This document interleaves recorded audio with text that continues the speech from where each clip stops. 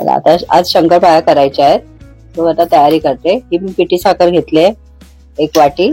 थोडं गोड जास्त लागते आमच्याकडे म्हणून मी जरा जास्त अजून घेते त्यात शंकरपाळ्या पिठी साखर. ही 1 वाटी आणि ह्याची अर्धी अशी 1.5 वाटी मी पिठी साखर घेतली आहे आणि तेवढंच वाटी तूप, 1 वाटी तूप. आता हे चांगलं फेटून घेते मी. चांगला गोळा तयार झाला पाहिजे याचा, फेटून फेटून.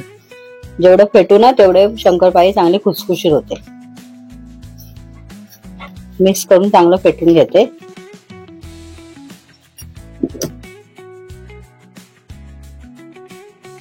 चांगलं 7-8 मिनिटं तरी चांगलं मस्त फेटून घ्यायचं. तर मग त्याच्यात पाणी टाकायचं. मस्त हलकंसं झालं पाहिजे एकदम फेटून. 7 मिनिटं हे चांगलं फेटलंय, मस्त क्रीमी तयार झालेलं आहे. आता त्याच्यात तेवढीच वाटी पाणी टाकते.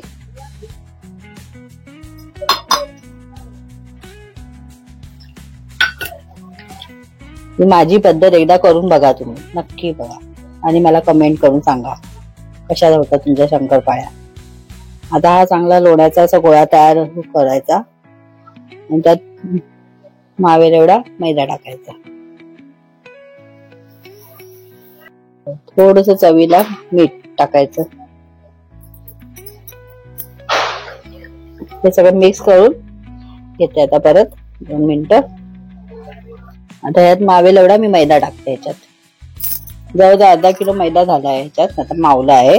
आता मस्त गोळा, घट्ट गोळा तयार करून घेते ह्याचा आणि अर्धा तास तरी जरा मुरत ठेवते याला. मग आपण शंकरपाळ्या करायला घेऊया.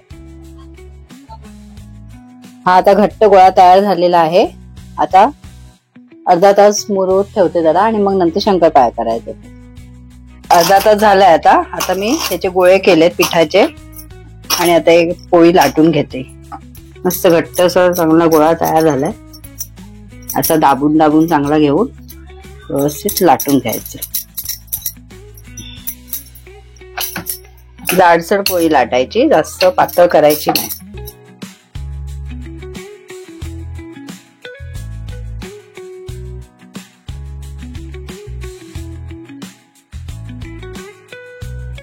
शंकरपाळ्या असं गोल नाही करून, चांगला आकार यायलाच पाहिजे.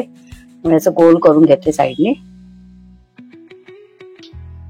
जे पाहिजे त्या आकारामध्ये आपण शंकरपाळी करू शकतो. मला चौकोनी आवडतात म्हणून मी चौकोनी करते. तुम्हाला कसे पाहिजे तसे तुम्ही करू शकता.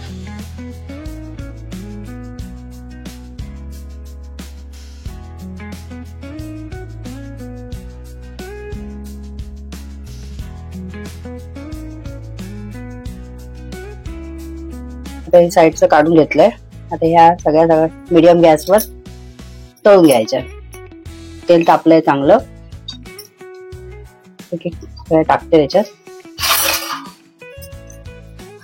ते टाकले आपोआप सुटतात. अगदी मीडियम गॅस, एकदम स्लो पण नाही ठेवायचा, एकदम फास्ट पण नाही ठेवायचा. म्हणजे कच्च्या पण नाही राहिल्या पाहिजेत आणि करपल्या पण नाही पाहिजेत. बस एवढ्या मावतात ह्याच्यात. एवढ्या तळून घेऊया.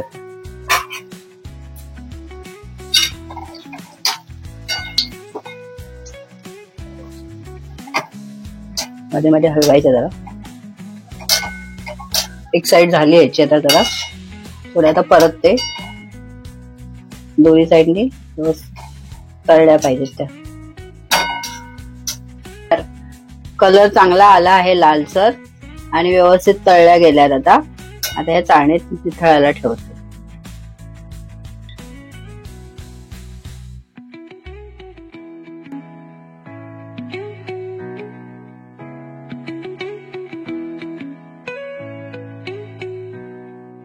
शंकरपाळ्या तयार झाल्या आहेत.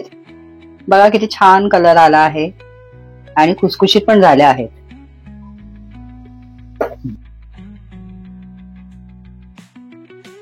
कशी वाटली माझी रेसिपी मला कमेंट करून सांगा. Thank you and happy Diwali.